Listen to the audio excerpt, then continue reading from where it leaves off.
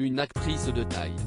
Bernard Tapie est mort le 2 octobre 2021, à l'âge de 78 ans. Il était atteint d'un cancer de l'estomac et de l'œsophage. Le célèbre homme d'affaires a marqué les esprits et, même s'il était un personnage controversé, sa vie a été très médiatisée et a intéressé les Français.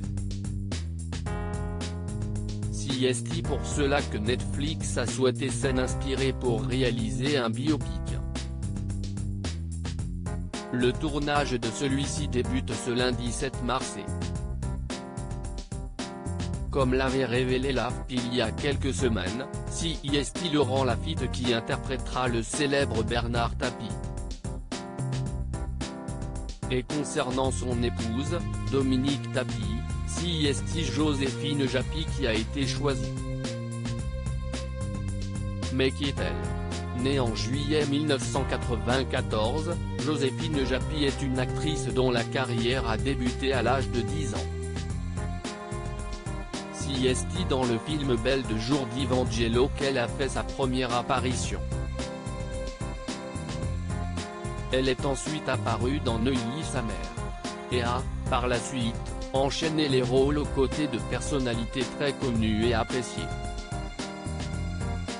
En 2011, elle incarne le personnage de France Gall, fiancée de Claude François, dans le film Clo-Clo, consacré au chanteur disparu en 1978. En 2014, elle a tenu l'un des premiers rôles dans le film Respire, réalisé par Mélanie Laurent et celui-ci lui a valu une nomination au César. Un visage qui est très connu des téléspectateurs. Un hommage bouleversant. Bernard Tapie a marqué les esprits et, comme l'avait annoncé Netflix à l'AFP, le but de ce biopic est de retracer sa vie, en évoquant d'abord sa carrière de chanteur puis celle d'homme d'affaires, de politicien et de repris de justice. Wonderman est une mini-série qui retrace le destin romanesque d'un personnage hors du commun, pouvait-on d'abord lire dans le communiqué.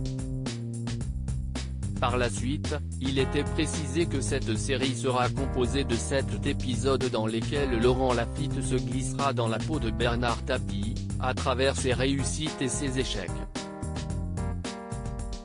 À ses côtés, Laurent Lafitte pourra compter sur Joséphine Japy pour jouer le rôle de son épouse mais également sur Fabrice Lucchini, Patrick D'Assumpção ou Sarah Souko. La création de cette série avait été révélée en mai 2021, soit quelques mois avant la mort du principal concerné. Dès que l'idée est venue, je l'en ai informé parce que je trouvais ça bien de le faire. Mais on n'a pas cherché à avoir son aval ou son avis.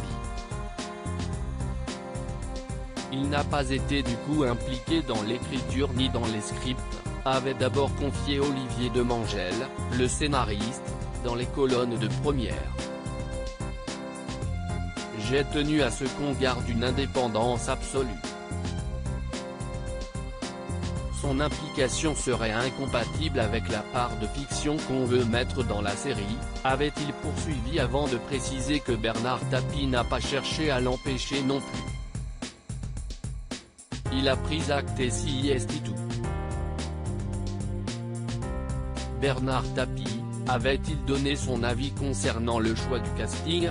Lorsque ce biopic a été annoncé, Bernard Tapie n'avait pas hésité à donner son avis concernant le casting.